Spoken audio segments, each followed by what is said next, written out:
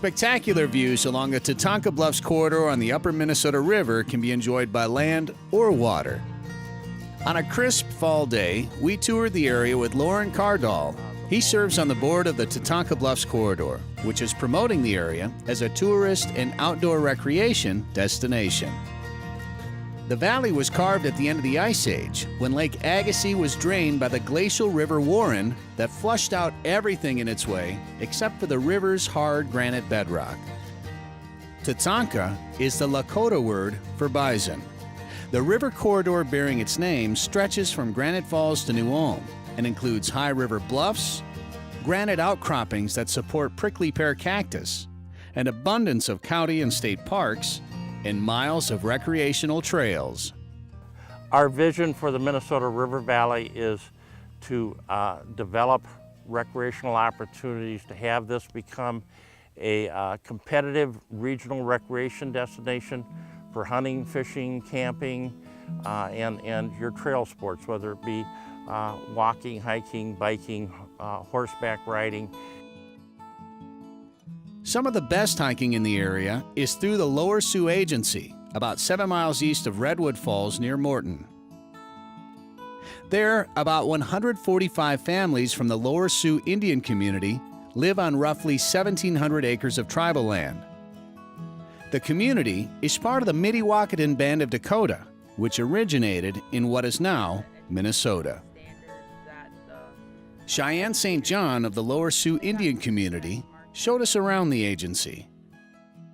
The primary, resource that we have here is our extensive trail system in addition to our programming. We get a lot of hikers that come through here to take advantage of the river trail, to access the ferry crossing, as well as our interpretive center, which has the historical exhibit on the U.S. Dakota War and Dakota culture. The Lower Sioux Agency's historic site features beautiful masonry work in a warehouse built in 1861. The warehouse was basically built by a Scottish carpenter and some Dakota farmer volunteers that were living here in the agency.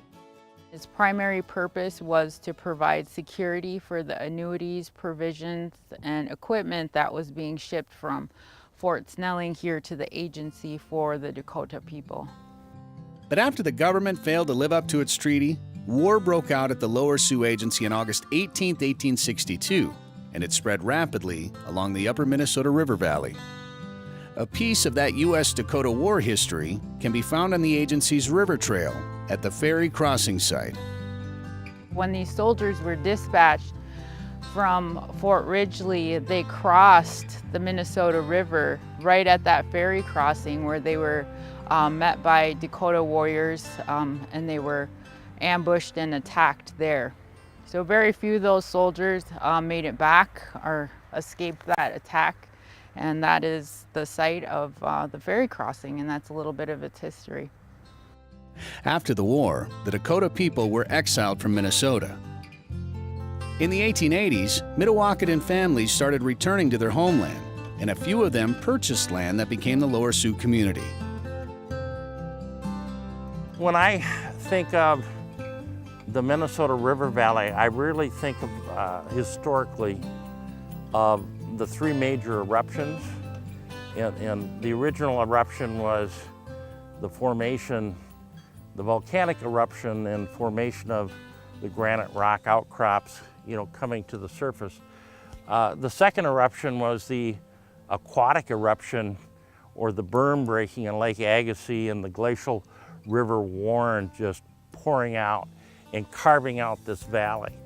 The third eruption is the cultural eruption and the clash of European settlement with the Dakota people in 1862, and the history that that has left us with. And so it makes this a very unique destination where when you think of southwestern Minnesota, you think of this flat prairie land, but then there's this huge river valley that runs through it that has this very, very unique history, and to be shared with those who are willing to take the time to come and explore. One of the best ways to enjoy Tatanka Bluffs on the Minnesota River is by water. Ted Suss of Lucan, Minnesota is enjoying his retirement, paddling the Minnesota River by canoe or kayak, and working with local groups to make the area an outdoor recreation destination. The thing I like most about kayaking and canoeing on the Minnesota River is it's just phenomenally scenic. There are places where you go along where trees on both sides of the water. You can't see any farm fields or any houses. There's no power lines, there's no roads or bridges. You can go for 2 or 3 miles on the river and you'd swear you're in the middle of a wilderness area. And then every so often you come to these gigantic rock outcroppings that shoot straight up from the water 20, 30 feet. It might be a wall the size of a wall in a high school gymnasium. Or there'll be boulders in the water or on the shore that are the size of a house. And they're just fantastic to look at. And then as you paddle, I've never paddled on the Minnesota River where I have not seen at least one bald eagle. Ted pointed out several features along the Minnesota that make Tatanka Bluffs a tourism destination, like Alexander Ramsey Park in Redwood Falls, known as the Little Yellowstone of Minnesota. It's kind of a hidden treasure in southwest Minnesota. But the falls here in Redwood Falls on Ramsey Creek it's very accessible with trails. A lot of the creeks that come into the Minnesota River, almost every creek that comes into the Minnesota River goes over a falls at some point. Ramsey Park is kind of one of the gemstones of the Minnesota River Valley and quite frankly the whole state of Minnesota. We hear that it's the largest municipal park in the state. That bridge over there was built by the WPA. The plaque on the side of the bridge says 1938. It's made out of granite blocks that I'm guessing were probably quarried somewhere near here. They call it the Swayback Bridge, and if you take a look at it, you can see why it's called the Swayback Bridge. It drops down into the valley a couple of feet, I think 3 or 4 feet from each end. And it's very picturesque, and it's similar to the WPA buildings in a lot of the state parks and national parks across the country, with the cut granite, very solid construction, very heavy construction. And we're just delighted that it was rebuilt by the city of Redwood Falls. About a 3-hour paddle downstream from Redwood Falls, there is a canoe landing with trails that lead to a picnic shelter and campground. The Charles Eastman Trailhead Facility was built by the city of Morton with funds from the Minnesota Environment and Natural Resources Trust Fund. It is named after Charles Alexander Eastman, a Dakota doctor, author, and speaker who grew up in the Redwood Falls area and was educated at Boston University. He was hired shortly after he finished medical school to work for the Bureau of Indian Affairs and in effect created the Indian Health Service. He was one of the founders of the Boy Scouts of America and really quite a famous person that most of us haven't heard about. All of these features on the Minnesota are being promoted by the Tatanka Bluffs Corridor, a public-private partnership in Redwood and Renville counties that is promoting tourism, outdoor recreation, and economic development.